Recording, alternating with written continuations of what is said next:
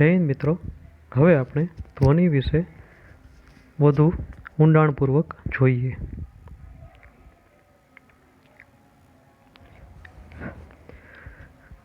A composition where suggested sense predominates is called dhvani.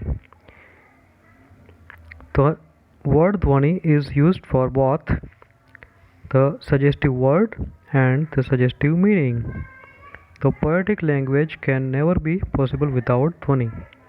ધ્વનિ બંને છે, suggestive word and suggestive meaning. Suggestive word એટલે ગર્ભિત શબ્દ અને સજેસ્ટિવ મિનિંગ એટલે ગર્ભિત અર્થ. આનો અર્થ જ ધ્વનિ થાય છે, એટલે કે ગર્ભિત અર્થ જે આપતો શબ્દ હોય તે ધ્વનિ કહેવાય.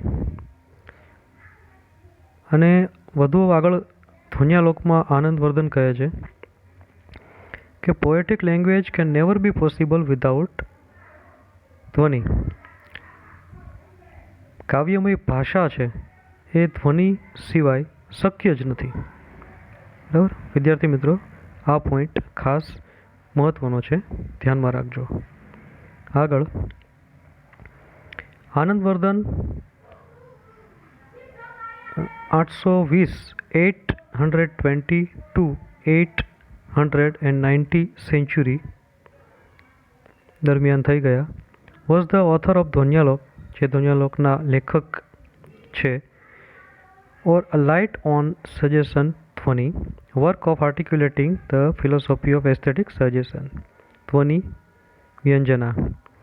The philosopher Abhinav Gupta 950 to 1016 century wrote an important commentary on it.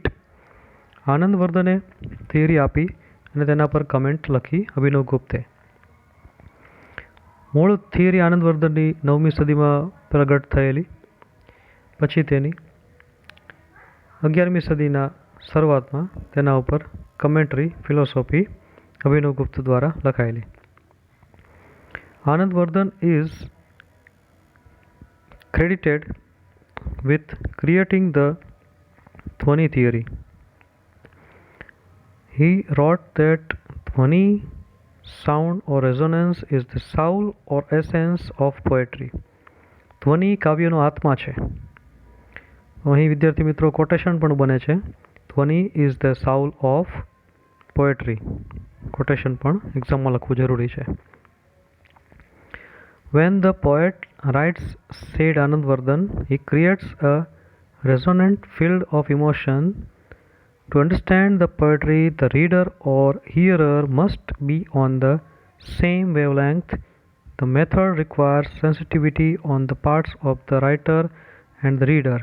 The complete Dhvanyalok, together with Abhinav Gupta's commentary on it, has been translated into English by eminent Sanskrit writers and his collaborators. મૂળ theory વિદ્યાર્થી મિત્રો આનંદવર્ધનની છે, તેની ઉપર અભિનવ Gupte comment લખી છે. અને ધ્વનિ એ પોએટ્રીનો સાઉલ એટલે કે આત્મા છે.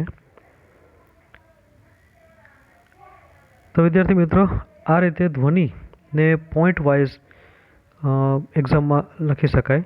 Thank you.